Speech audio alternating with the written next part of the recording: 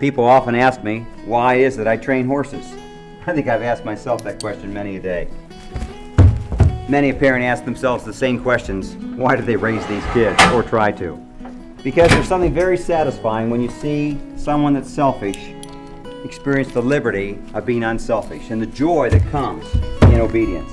That's exactly what God wanted you and I to experience when you and I learn to obey Him and understand the principles that He outlined for us ahead of time, so that we can not only have the joy of being loved, but being messengers of love.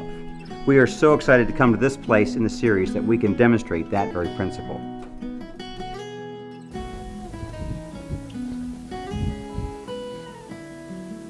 I've very much been looking forward to this part, perhaps because I'm not riding so many outlaws or potential outlaws, not that mine is above all that sort of thing, but because it culminates all that we've been working toward.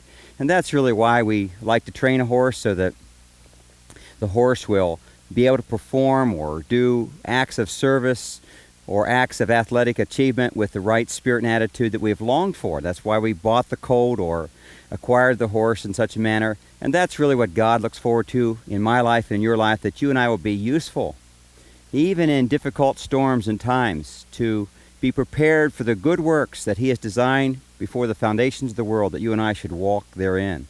And lift that shoulder as we're moving forward with a working or an aggressive trot.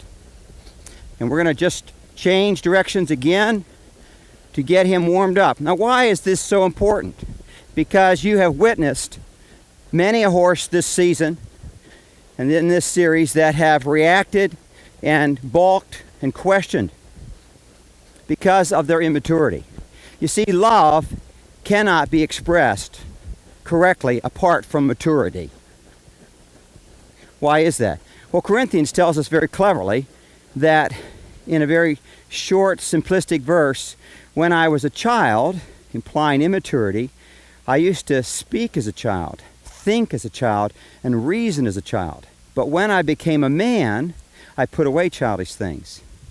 For now we see as in a mirror dimly, but then face to face. For now we know in part, but then we shall know fully, just as we have been fully known. Now these three abide: faith, hope, and love. But the greatest of these is love, meaning that we're going to grow into love. Love is the only eternal quality of those three.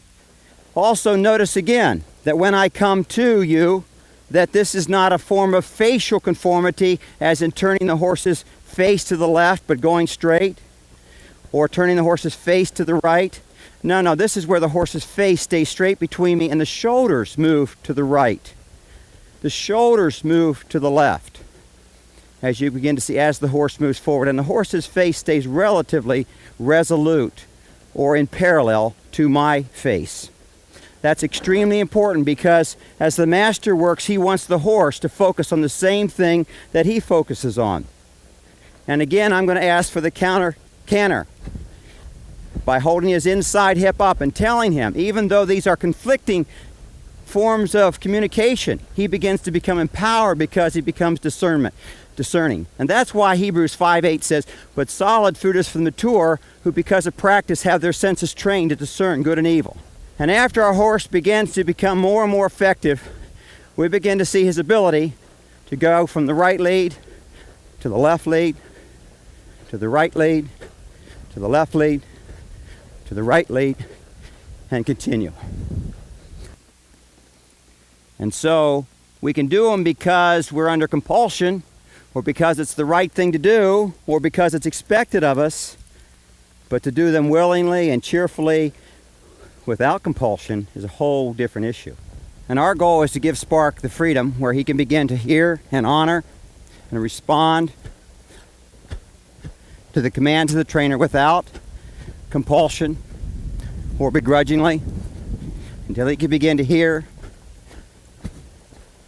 walk, and quietly, consistently respond. Now, all of us want to be vessels of love.